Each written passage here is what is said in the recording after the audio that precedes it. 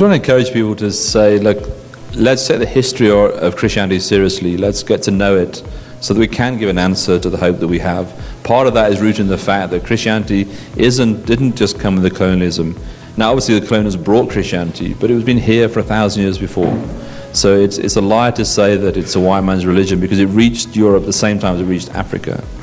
Sadly, people abuse religion in war, because let's be honest, colonialism was war, it was conquest, it was subjugation of one people by another people, which is the history of the world. I mean, you can go anywhere in the world, there's history of one nation attacking another, one people group. Even within African history, you've got tribal subjugation of other tribes. It's the history of mankind, that sinfulness of man. And then people use religion to try and justify what they do. It doesn't make it right. Hello and welcome. Today we've got a special guest all the way from the East Rand of Gauteng. It is our brother, Dr. Andrew Butterworth. He's married to Michelle, who's a South African, and they've been blessed with 2 kids, JJ and Pepper, a boy and a girl. The older one is a boy. And Andrew has recently just released an article which is profound in our context, and I want to say specifically our context, and most of us here in Braamfontein, we have students, but also those in the working space, and the ultimate thing that we are trying to do is how do we best prepare ourselves to always be ready to give an account for our faith. And one of the things that is always a hindrance, at least I've experienced, and if you've been in South Africa and tried to share the good news of Christ long enough, you would have encountered the objection that says, I will never accept your religion because it is a white man's religion. Without any delay, Andrew, is Christianity a white man's religion? So it's really nice to be here today. Thanks, Temba. And so firstly, what you remember is that Christianity started out in Jerusalem. And then it went, and Jesus said, go to Judea, Samaria, the ends of the earth. And it went in 3 directions. It went east to Asia, it went west to Europe, it went south to Africa, all at the same time. So the narrative that the colonialists brought Christianity to Africa is completely untrue. And there's 2 main areas where Africa thrived with Christianity. So in the north of Africa, they were part of the Roman Empire. So if you remember those northern states. So when Christianity was spread across the Roman Empire, so you've got a lot of North Africans who were early church bishops, attending church councils.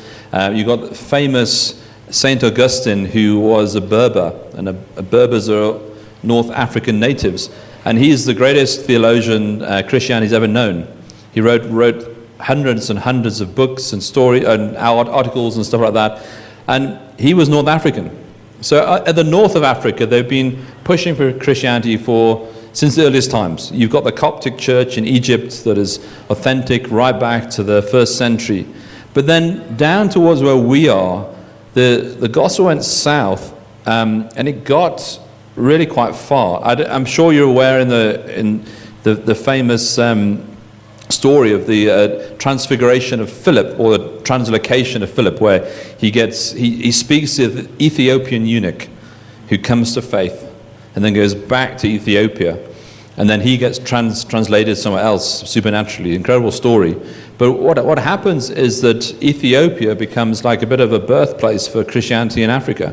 And in the 4th century, it took 300 years, and the early church history has a guy called Simon Bacchus preaching in the 2nd century in Ethiopia, but it becomes the national religion in the 4th century.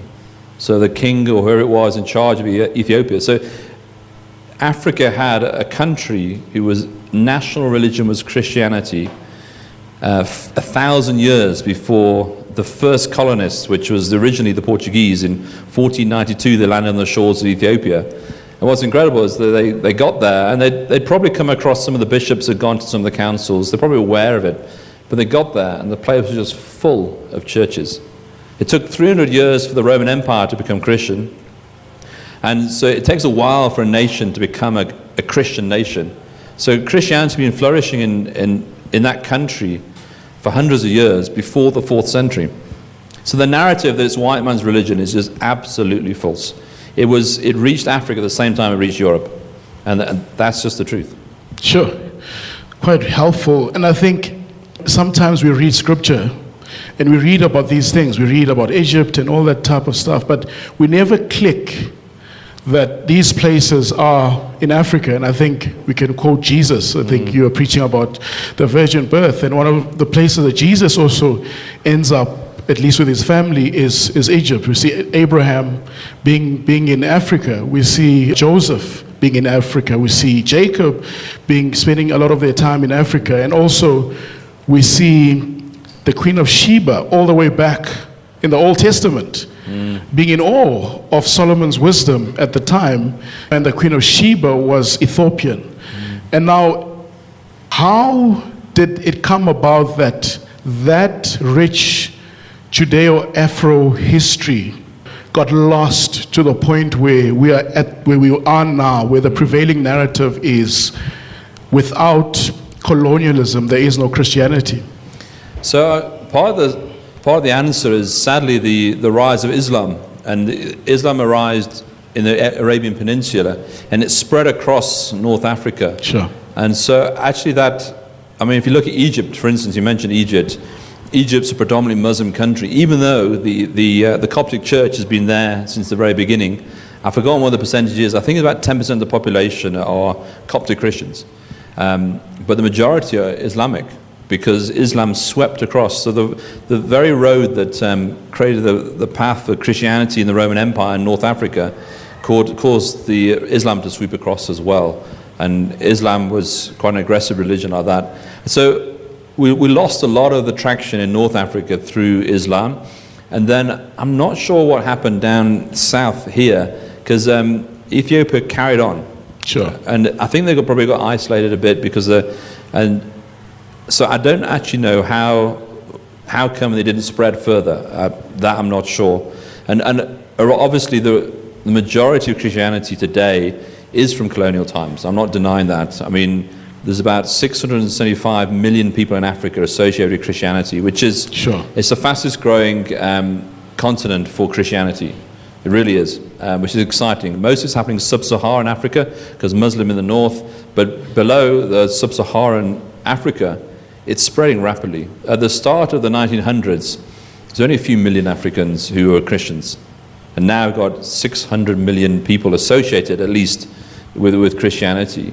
And so it's huge, and it's going to be the biggest continent for Christians in the next 30, 40 years. So I don't know why it didn't spread earlier, but it's spreading now. It really is.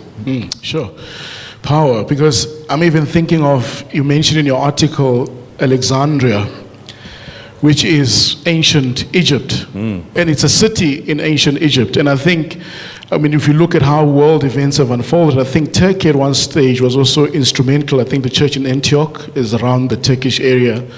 And then we see obviously the Greek cities, or Rome, being sort of the philosophical capitals, as it were, of the world. But Alexandria, you mentioned the fact that it is a church planted by Saint Mark in 43 AD, if I stand under correction. And it becomes the capital of theological intellectualism, even before Rome itself, in how, just helping us unpack Christianity, and not just saying that it is a theological capital with nothing to account for it. You mentioned Sir Augustine, one of the instrumental figures, who writes 113 books, 218 letters, 500 sermons, but it's not just quantity, but there's quality in the theological exposition that was practiced in Alexandria, that even things like the Trinity, one of the greatest influences of the Trinity was established in that area. Can you take us through just some of that? So it's fascinating, the history of the world. And you look, even Alexandria in Egypt, because some people debate Egypt's quite different to the rest of Africa, and it's partly because of the history of that. But if you remember, Daniel had the incredible interpretation in Nebuchadnezzar's dream. And Nebuchadnezzar was in Babylon, in Persia, which is modern-day Iran, or Iraq, sorry, and then they went to Persia. And he has this amazing dream, and he sees the nation, the world powers that will come after him. There's a gold head, a statue with a gold head, and then there's a silver chest and a bronze thighs and then steel or iron legs. And he says there's going to be the Babylonians, the Medo-Persians, and the Greeks and the Romans. He said in the time of the Romans, there will be a kingdom that will spread to the whole earth, become a mountain that fills the whole earth. And this is incredible, we're part of that today. We're part of that mountain that's been spreading to the whole earth. Because in the time of the Romans, Jesus came and established the kingdom of God. But go back a bit, the Greeks, the time of Alexander the Great, the third kingdom, he came to Egypt and he set up his, he named it after himself, his Alexandria. It was named after Alexander the Great, if you heard of Alexander the Great. And so this became a place of incredible Greek learning in Africa, in Egypt. And so historically, it's been a place of where people go to study and to learn. So when the gospel comes to North Africa and to Egypt, naturally people who are very intellectual start coming to faith and start learning. And that North African belt in the early church is incredible. You've got Athanasius, who goes to the Council of Nicaea in 325. And this is to counter this Arian controversy that happened in the guy from Libya. Arius was from Libya. So it's happening in North Africa. And worldwide Christianity has been affected by what's going on in North Africa. And so the Constantine calls the council, and they have this debate. And Athanasius, I think he's from Alexandria, he was very prominent in countering this whole thing. And in the time, Arius got put down as saying he's heretical, it's not true. Jesus is both fully God and fully man. And that was the whole thing of the Council of Nicaea. But it was African bishops that shaped it. It was African bishops that taught us how to exegete properly. Augustine was in Hippo, which is, again, North Africa. I think it's modern-day Algeria. So you've got a whole range of Africans contributing to Christianity from this North Africa base. And then later, the Ethiopians came up, and everyone was shocked. Who are these bishops from Ethiopia? No one knew about them, and so they popped into these councils later on, not the Nicene one, but later councils. And so Christianity's been bubbling away here in Africa since the earliest times. Who knows if, we said Mark preaching in Alexandria, and then he wrote, and then others wrote about preaching going further down into Ethiopia. I mean, Ethiopia is an incredible place. I'd love to go one day, but the gospel got down to Ethiopia right from the first century, so it's really powerful. Sure. And I mean, you mentioned earlier Philip being teleported. Yeah, that's incredible. This movie language, like teleported or transfigured or translated, from one place, he's suddenly preaching to this Ethiopian eunuch, which effectively, biblically speaking, that would be the first, at least vivid picture of or recording of a non-Jewish conversion, which is this Ethiopian eunuch who was the head. He was an African. Was an African, and he was the head of the treasury. Back in Ethiopia. I guess in our terms we can say potentially, which I'm reluctant to overstretch, but potentially for our context, it would be the finance minister. The finance minister, as we know them today, And so, obviously, we see real, tangible evidence of the gospel being driven not through colonialism, but we cannot run away from the reality that colonialism then begins to use the gospel as an instrument of oppression. Now, one, is it true that the colonialists use the gospel as a weapon of oppression? And then secondly, does that detract from the authenticity of the substance contained in the scriptures? Yeah, and this is again to the crux of this whole debate, is because the reason it's said is that religion of the colonists, because it's such a painful part of Africa's history. Right. My wife is from German descent on her father's side, but on her mother's side, we traced the family tree back, and it's like back to the Netherlands and arriving on boats in 1650s or so. So Europeans have been in Africa a long time, and they haven't had a good record, as we know. And what happened is they came because of opportunities for economic growth, economic wealth, and we know the history there. But with them, they brought their practice, their religion, because just like in Africa had been reached by the gospel 1,000 years earlier, so had Europe. And Europe was a very pagan place. I mean, my place of my birth was the home to witchcraft, and you have the famous witch trials and stuff. And so what we see in Africa with traditional African religion is what Europe had as well. And so Europe had been transformed by the gospel, and with it came, so the colonists brought their religion with them, which was the worship of Jesus. But you know what happens? After a while, the institutionalized church, it can lose some of the passion of the early experience. And so with it came a lot of religion, dead religion. Sure.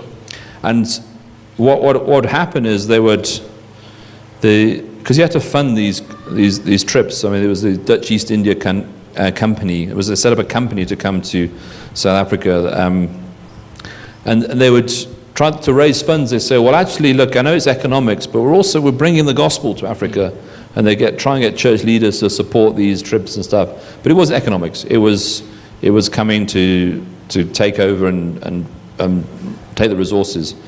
And so what's sad about Christianity in Africa is it came with a lot of European baggage. I remember sitting in a mud hut church in Uganda, and it was an Anglican church. I grew up in the Anglican church in the UK, which is the Church of England. It's the Church of England in Africa, which is very strange in itself. And here we were, the African guy was wearing the long robes with the white robes and the dog collar and everything that I grew up with. I thought, here we are in Africa, and it just feels like, why have they taken English culture and just transported it to Uganda?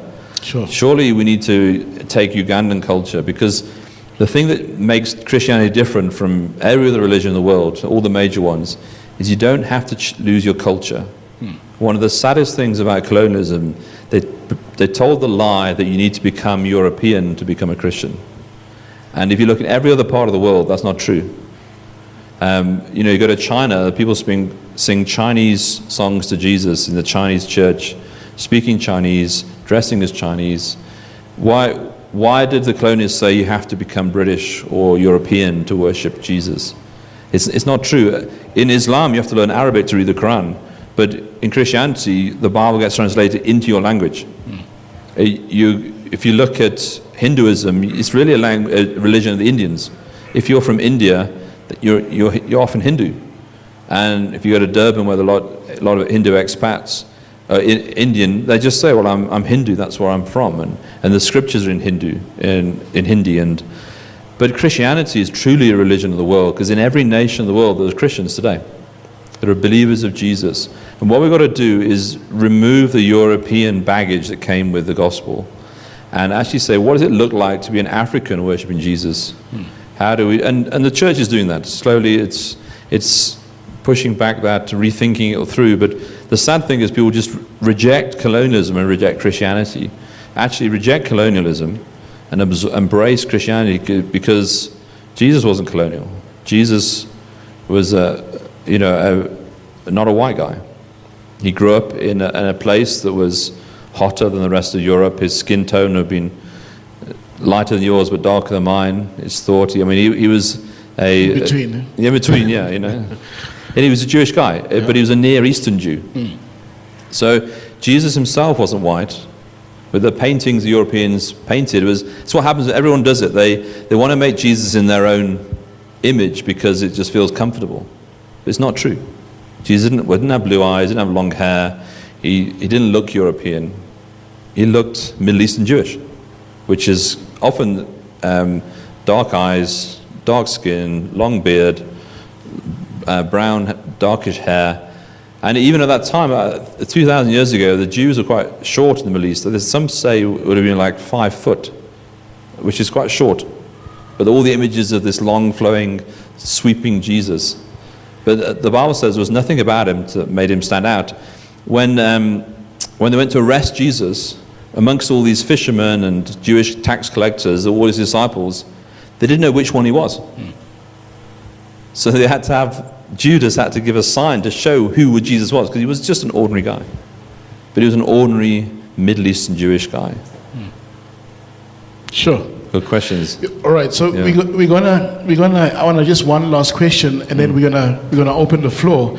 And I think then for us, empowering us to do mission well, to be able to communicate effectively on this area. Because I think the worst thing is we get then somebody says Jesus is a white man's God, and the default response, no, that's not true, in a very dismissive, uncontextualized way, because the reality is how we have experienced Christianity, especially in the post-colonial world, has been a Jesus who's dressed in European clothes, or cultural baggage, as you have put it. And so how then do you recommend we address, I think, one, the white Jesus on posters? What should be the biblical disposition towards that? And two, how then do we redeem if things have the baggage that is now has swept into a lot of people's minds as it relates to Christ in relation to that? Now, I would say just burn the posters, but you see, actually how we behave is important. So, Sure. You see the Islamic, when Prophet Muhammad is sort of attacked, they go into violence mode. We must never do that. We're not a religion of violence. Islam has jihad as part of their religion, holy war. And I know we've had the Crusades, but these are abuses of Christianity. They're not true Christianity. Christianity is a peaceful religion. Jesus came to bring peace. And so we've got to act in a way that brings peace to people. So it's easy to get defensive or to get attackive. We mustn't do neither of those things. Well, so if somebody says, well, you follow a white man's religion, this is not your ancestral religion, you say, well, the best way to respond is to be calm and just ask questions. Questions are non-aggressive, or most of the time. And so you just say, look, why did you say that? What do you make of the fact that Ethiopia had a national Christian church in the 4th century? How does that time with you saying it's a white man's religion? So, can you explain that to me? And suddenly they're actually on the back foot, because they're having to explain what they've just taken on probably as just a slogan, or they haven't really thought through it properly. We have to help people think through things properly. That's the best thing we can do to people, because when you explore Christianity, it really is true. And if something's true, it can defend itself. We just need to just show the truth and let the truth let it be free. Let it set people free. We don't have to fight for the truth. We don't have to defend it. You just need to show it. And asking questions, I find, is the best way to deal with people who are quite attacking, and that's how we model Jesus. How would he be compassionate to someone? And that's the way we should do it. Power, how we model Jesus. And I think even as you're ending with that, I love the idea of posing questions. And it is a Christ-like thing. I think the first thing is the whole thing of Jesus. He knew his word. He understood his context. But he did not dump the knowledge, in just one hard drive moment of a divine download onto whoever opposed him. But he would ask questions, exactly like we were saying. Well, he'll either tell a story, but it'd always be a question. So you tell me, who acted like a neighbor? Yeah. You know what I mean? And that's like a powerful Christ-like thing. And I think for me, what I'm taking from that is, let us know the Bible. Let us also have some idea of the history of the faith that we say we profess. Because then we are not effective ambassadors if we are ignorant about the very gospel that we are speaking. Having known all of that, we don't then dump, but we ask questions. And that lends me nicely to questions from the floor.